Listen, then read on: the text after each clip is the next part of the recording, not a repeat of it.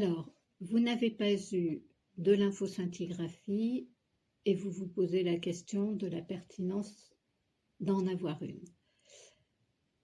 Lorsque le diagnostic de lymphœdème est fait, sur le plan clinique, lorsqu'il est évident, certains praticiens ne réaliseront pas de lymphoscintigraphie parce qu'ils considèrent que le diagnostic est évident.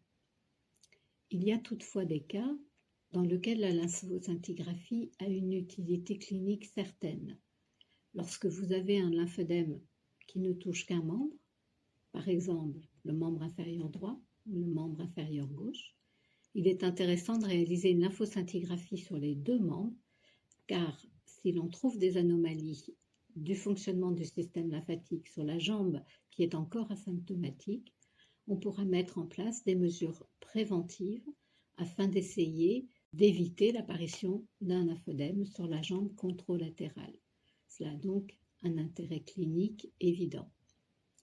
Le deuxième intérêt de la lymphoscintigraphie, c'est de comment fonctionne votre système lymphatique, et cela peut aider, outre le cas clinique très pratique que je viens de vous donner, à comprendre l'évolution du lymphœdème, mais également à caractériser ce lymphœdème et le classer dans les différentes catégories de lymphœdème que l'on est en train de découvrir.